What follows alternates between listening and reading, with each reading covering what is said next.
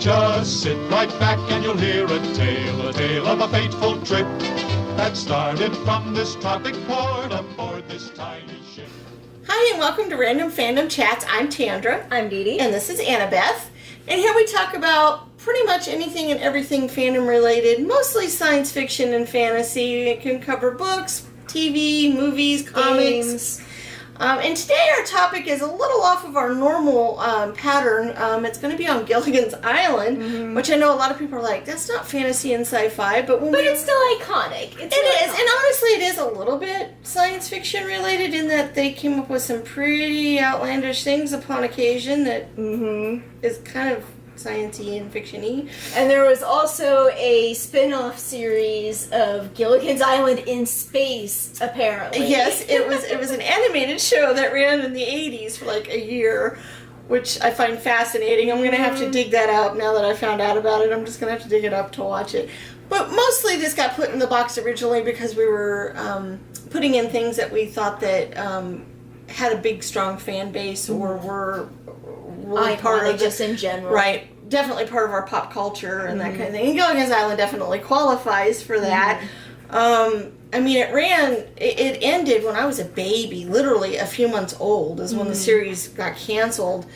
But I remember growing up watching it, the whole time I was growing up because it had been in syndication for so long. And people still make references to it. They even do. the stuff being made now. Yeah, it is such a huge, huge part of our culture. And you haven't seen a ton of it because, once again, now that we don't really watch syndicated shows that much, you hadn't had a chance to really grow up watching it like I did. But when you did see some of it, what did you think of it? I definitely thought it was very silly, and it is definitely good for a laugh. It's still funny, but I'm, of course, one of those people that doesn't mind watching old shows. One thing that I actually found interesting is they did this in old TV shows so much, but they actually changed a lot of the cast after the first episode. Like, I'm pretty sure they changed the doctor, although I could be wrong with that. It was a little bit hard to tell in the black and white. They also changed both of the girls, and I think Thurston Howell, yeah. Yeah, the third. And the girls were actually changed a lot because you still had Ginger, but they didn't have Mary Ann at all. They had another girl, and I think they called her Bunny, and she was like really ditzy. Ginger was actually almost the more like intellectual one, and she was kind of mean to Gilligan even, and Bunny was like this really airhead. So she's supposed to be kind of a girl Gilligan then. Yeah, kind of, to be honest. So, yeah, and I noticed that a lot. If you get a chance to watch original pilots of a lot of shows that were made in the 60s, Star Trek did it, but just a lot of them, when you watch the original pilot episode, they change a lot of characters or even change up some of the original characters. Even if they don't change the cast, sometimes they change up what they're like or what they do. Yeah, or sometimes just the general underlayer of plots. It almost feels like the pilots were, in those days, almost like a beta test. Like, they would air it, and then they would listen to what people said about it, and then make changes accordingly. Well, I'm not sure they actually aired a lot of the pilots back then. I think a lot of the pilots, at least originally, were made mostly for the studio execs. To decide if they were going to run the show. And then they might go ahead and air it if they decide to run the show. And I think sometimes they would see it and go, oh, well, we don't like this, we like that, change this, change that, and then they would make a new pilot or a new show that they would air for the public after that. So that happened a lot. I'm not sure the pilot that you remember seeing, I'm not sure I've ever seen it. The one that you were talking about, the one that you'd seen. I'm not sure I'd ever seen that one because I don't think they ever used to sell those kind of things in syndication normally. Probably not. Because I know with the original pilot of Star Trek, the only way I'd ever seen it is when it finally came out on DVD. Yeah. So a lot of times those things don't. So I probably never had seen it. You managed to find it and dig it up on YouTube or something and see it. But yeah, they did change a lot. I really like the whole ensemble cast, like the way they put everybody together, because it was such an interesting mixture of, you've got the skipper and Gilligan, the kind of authority figures, kind of the people that, kind of run and keep everybody together, and then you've got the professor who comes up with all of their inventions and all the crazy things that they need to do, and then you got the girls who manage to, cook all the meals and deal with everything. Because that's a girl's job, apparently. Yeah, well, 60s, Yeah. And then you've got, Mr. and Mrs. Howell, who are darn near useless, because you're going to have the one or two people who aren't going to want to pull their weight. Dead weight for everything. Yeah, they're not going to want to pull their weight. They're not going to want to, because you're going to have to go to this communal lifestyle, and you're always going to have one or two people who are just not going to have any of it. They even made jokes in the first episode when they first crashed on the island. They were all like, "Oh, can you bring the valet around?" He goes, "I don't even know if there's any civilization on this island." Yeah.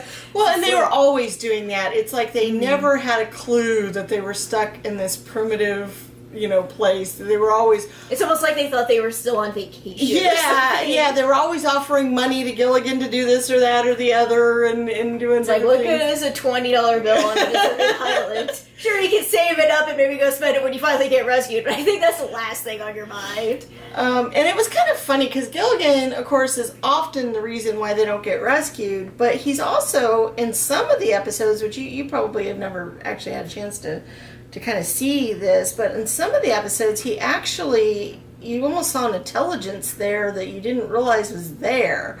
And almost, it's like sometimes there'd be a little twist, or he would do something and you could just see it, and it's like, oh, he's not as stupid as I thought he was. He has those glimmering moments of... And it's almost like, crazy like a fox kind of thing. It was almost like, he played the bumbling idiot because that worked well, and it helped him in a lot of ways, but when it was necessary to show his true intelligence, he would kick it into gear and he'd do it. It was kind of weird. Kind of an interesting dynamic look at a character like that. And of course, I remember I had my favorites growing up. I always thought the professor was just way cool. He was definitely neat. Yeah, he was cool. And then, of course, Mary Ann, because she was just, the fun girl. He was always nice and sweet, and she always treated Gilligan and everybody really good. That's the other thing we were looking at. Guys, often, would you take Ginger or Mary Ann? And I guess... It's always been a debate. But I guess Mary Ann has a higher margin than Ginger most of the time. That actually doesn't surprise me. Yeah, me either, because I think most guys at heart want somebody who's going to be nice and sweet. A little bit more loyal than maybe Ginger would be perceived as. Well, they also might see Ginger as out of their league a little bit. Like they wouldn't be able to contain her the way they would want. Yeah, I could see that. So I don't know. Be too much of a firecracker to handle.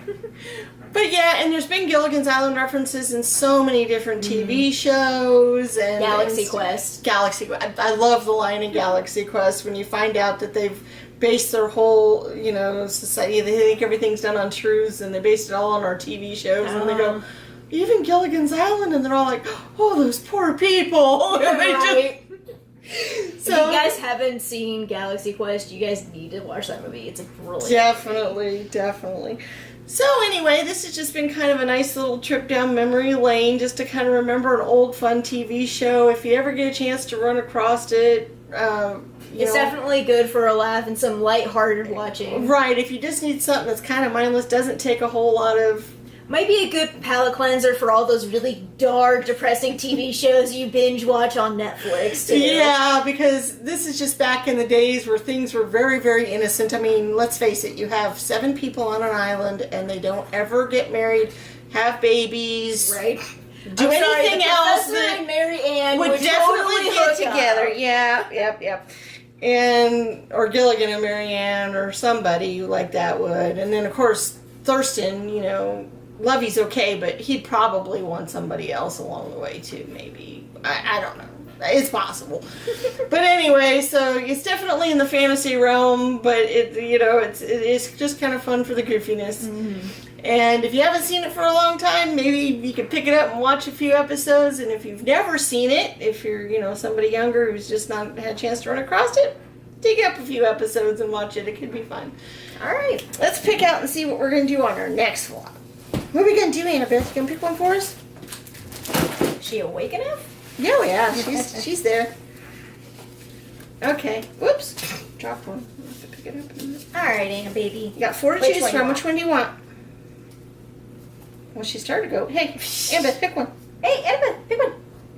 That one? Okay. She started to go for it, and then she laid down. Never can't get these open. We stapled them too well. Medium.